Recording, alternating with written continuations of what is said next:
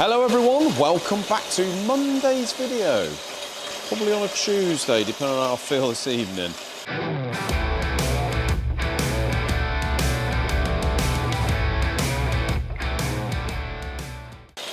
Cosworth. Oh yeah. Surprise, surprise. Another Cosworth. Literally, everything's a Cosy in here, isn't it? Inundated.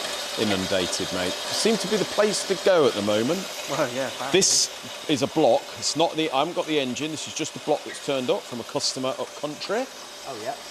And he wants the 6 long studs, which I've had to order. The liners, pistons in standard, and I've got to put my pockets in. Take some off the top of the pistons. Nice. Job's a good one, mate. The old Barham spec. The old Barham spec, innit? So this was bored to 0.5. Needed another bore, which would have took it out to 1 mil. Obviously wants to run decent power and just have longevity on the block, mate. I think if I had one of these, I'd want to do the liners and all that. Even if, like that, it's only on 0.5. Yeah. Still just better, isn't it? It is really. To be honest with you, most motors that we do, we always do the long stud in. Yeah. And I try and convince them to just do the liners, but obviously it's not my money I'm spending, it's the customers, and it's up to them. Well, and there are cases where it's not really necessary to do liners, but... Not really. If it's a standard bore and you know, they're not running big power and, you know, it's decent condition and we can just take it out to 0.5, fair enough. Yeah. But really, the ductile line is a tougher, better material than the original, and you're back to standard, aren't you? Yeah, standard. But anyway, got this one on the go at the moment, mate. Russell's block is over here, so this one's finished. Good news about this one, I faced it. Block face wasn't brilliant, but if I just wipe the surface of this block, mate, although it's had the long studs already done, I can see why.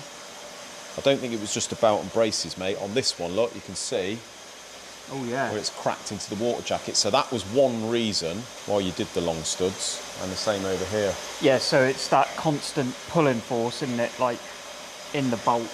It is, yeah. You're just stressing the cast iron more and more. It does crack that. It just cracks, and then obviously what happens is with the original thread there, it's not a through hole.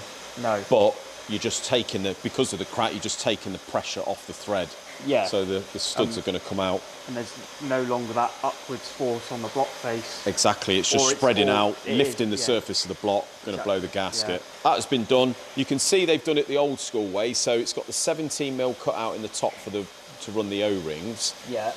We normally run the blue rings, even if the studs have got the O-ring like sort of groove. Like a Doughty seal, isn't it? Really? Doughty seal, yeah. So I trim that off. Yeah.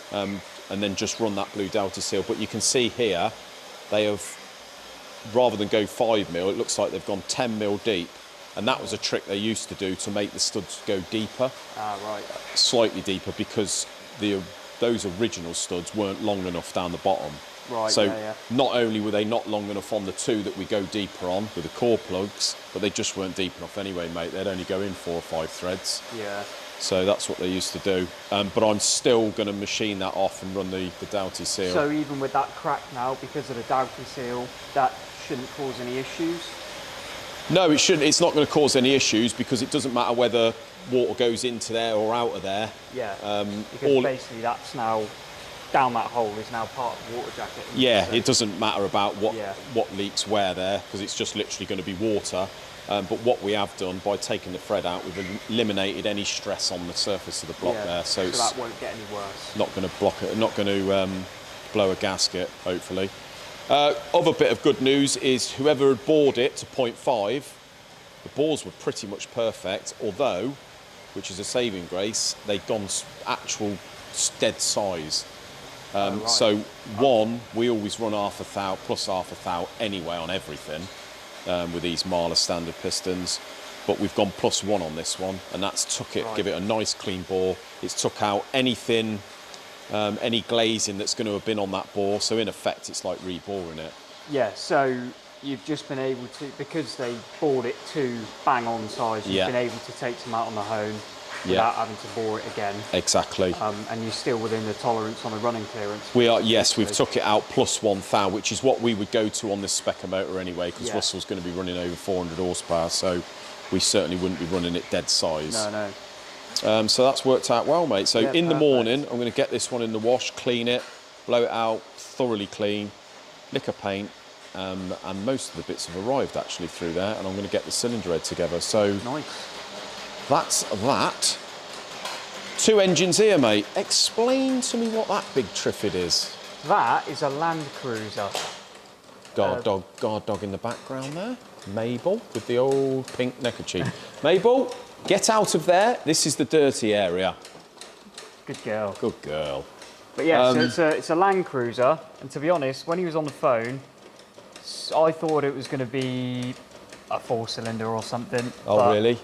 Yeah, it's a What, massive... like a bit like a 2.8 thing, but that's Well, just... I thought it was going to be a big bore, like diesel, really? 4-cylinder, Bloody but hell, mate. I didn't know. Well, it doesn't help that they've sent it in with all the crap on, which certainly will not be going back on when it leaves here.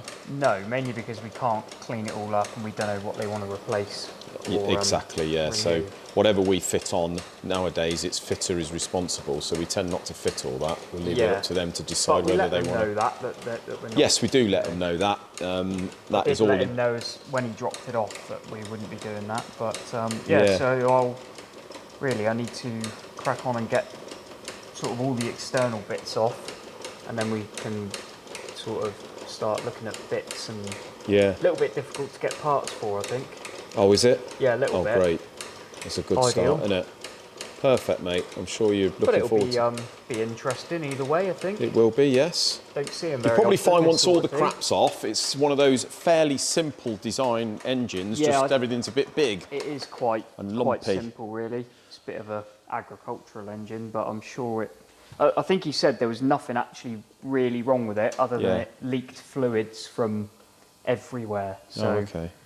It ran all right. Oh, that's all right then. There's nothing terminal. No, and here on the pallet, mate, we're going to go into this in another video in the not too distant future.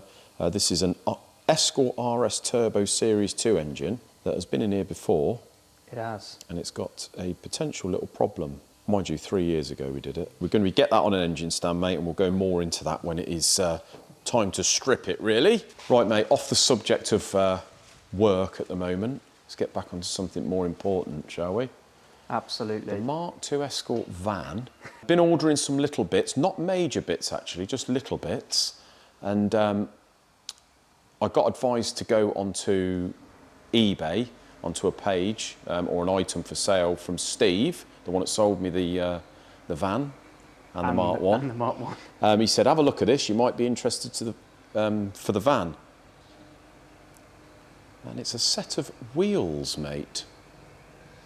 Now, these are wheels that size-wise, that I was not going to go for initially.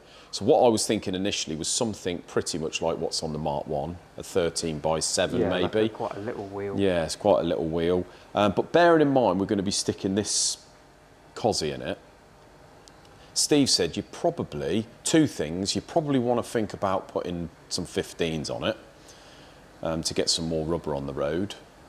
You can stick bigger brakes behind them, and on the vans they do actually look a bit better with the combination of tyre that you use.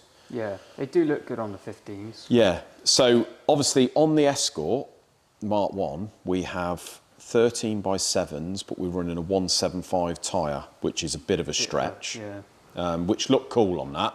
Don't really matter, we've only got 120 horsepower, so I think they do look a bit cooler. But on the vans, I think a bit bigger a tyre looks a bit better. Yeah, a little bit wider, bigger sidewall. Yeah. Like almost like quite a straight sidewall. Yeah, vertical. something like that, and just a not so wide a wheel, really. Yeah. Because that's not... I want to sort of stick with an original sort of look to the car. Plus, with a bigger diameter wheel, you're going to reduce wheel spin a little bit because... You know, we are. On 13s, they'll just spin up like nothing. Exactly. Well, even if we buy cheap 13s, they're going to be 400 quid a set for a cheap set, 600-700 quid for a decent set, and then we've got to buy tyres. And bear in mind, them Nankangs were still about 400 odd quid for a set. Yeah, about 95 quid a tyre. Yeah, but no, they were more than that. Like 120 quid a tyre. Mental. Yeah, crazy. So I'd have to buy a set of tyres, whereas upstairs I got a set of 15 by 50. 195s, which are on those BMW wheels. Triple eights. Nice. Toyota triple eights. So that's a 195 as opposed to 175. So the look we're going to have is sort of probably a bit more of a tyre, Yeah. These are a 6-inch wide wheel, 6J. Yeah. So we should be able to stick some decent wheel wood to something up front with our disc conversion on the back. And they're a compomotive, so they're a good English wheel. Got them at the bargain price of £177 for the set. That is a bargain. That is a bargain, mate. It's not bad. I was almost sort of thinking that it might be a scam Or until they turned up. Turn up and they're chipped to death. Yeah. Yeah. But no, the guy was really nice. He assured me they were mint, and sure enough, they are, mate. They're like brand new. For like second-hand wheels, they're as good as you're going to get. There's not one mark on the face. They're lovely. They're as good as new, really. Yeah. So I'm well happy with that. Yeah, it's a result. And at the end of the day, with the free tyres upstairs, sitting upstairs, we could use them as a track wheel if nothing else. And I mean, for the money, even if it isn't what you end up running, it's worth getting them.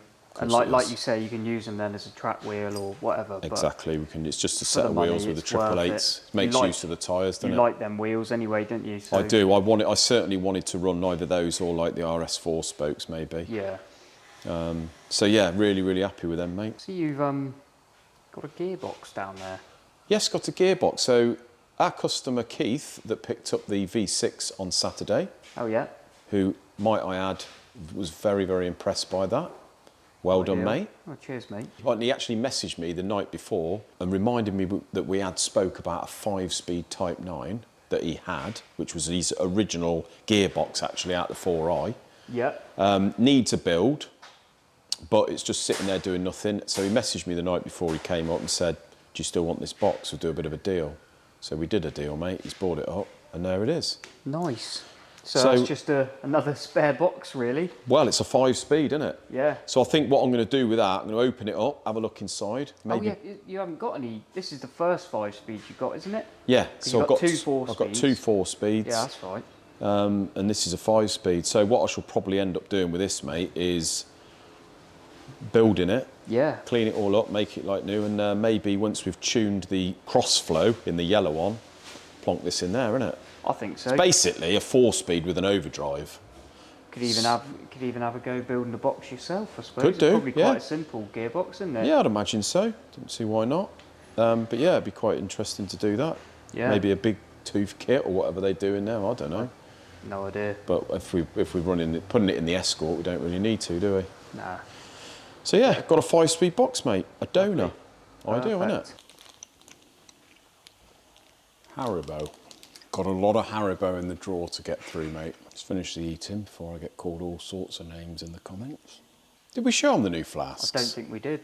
There's the new flasks. Barum engines, and they come with a, what's that, like a juice mixer thing in there. Put like fresh fruit in there so it all infuses. Looks trick though, doesn't it, in the orange, mate? Yeah, it's cool. On the subject of Cosworth again.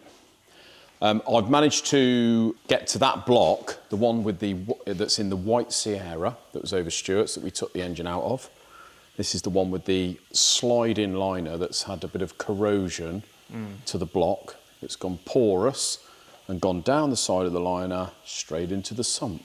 Yep. So this one's been bothering me a little bit, mate, and that's why I haven't ordered the liners as yet. I've spoke to Duncan at Westwood Liners a couple of times about this because I'm a bit unsure as what to do. But we have come to the conclusion that we are going to do a normal top hat with an interference fit and maybe do some sort of O-ring system down the base of it.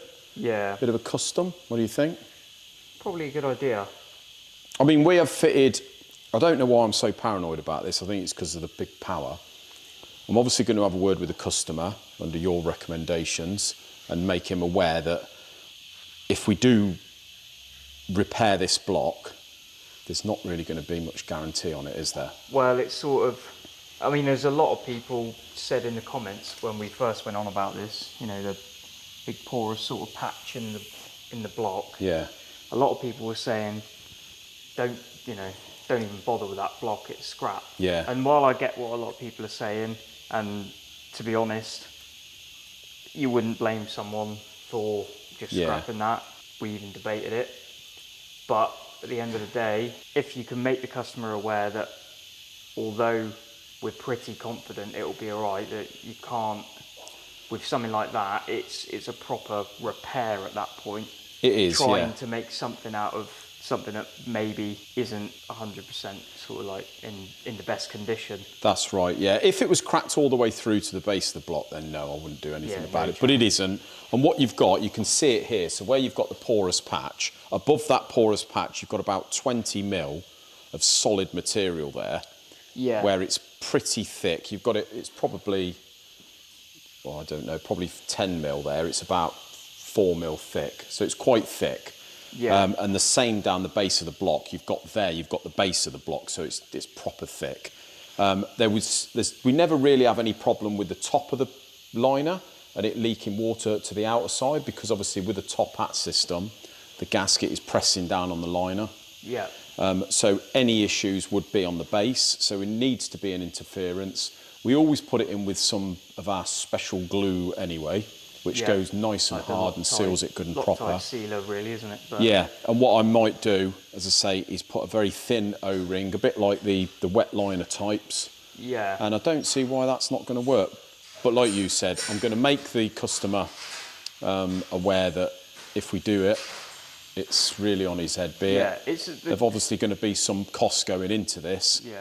But if we was to replace the block, it's going to be a couple of £1,000 for a 200 block. Plus, you probably want to then put liners in it anyway. So. Plus, chances are, like you say, you might have to put liners in. We're almost certainly going to have to long stud it and all the rest. So it's going to turn out. It's going to turn out a 3 gram block in it. And this is the issue with the Cosworths. I mean, what are they? 40 years old-ish, around that. The design is. And and it's a 200 block, which is the the daddy. It's the daddy. It's the rare one. Everybody wants one. They're not cheap. Yeah. And even when you're paying £2.5 grand for one, you ain't buying a new one. No, you're not. You're buying an old one that all full needs of doing. Unknowns, yeah. Yeah. So if this was a Ford Transit, you'd say throw the block in the bin. Yeah. But it's hard to replace this block, and if you can make something out of it. Yeah. Although it's like a bit of a gamble. And like I said, I've done heaps of blocks in the past, not just Cosworths, all other stuff with crack bores and all that. We put top hat lines in, never had any problems. So I don't see why this should be any different. It should be all right. I mean, really, because you're going back to a standard piston, you're going to have all that original wall thickness. It's just going to be mostly liner rather than, the cast block. But in theory, it shouldn't. It should work pretty well. Yeah, it should work. We'll give them the option, and we'll also give people the chance to put in the comments what they think. Yeah. Genuine comments where people are sort of knowledgeable and know about it. Be interesting to see what you think, and also if there's anyone out there with a 200 block for sensible money, because we would always like to keep one in stock anyway. Yeah. And even if it's this one and we sold the customer a new one. Exactly. Yeah. Let us know, guys. Let us know what you think. But I am off tomorrow, mate, on a holiday for a day. Good Panic for you. stations. Good for me. But I'll be back Thursday. We'll be doing another video Thursday. And I'd be quite interested to see what people have got to say. So see you Thursday, guys. Cheers.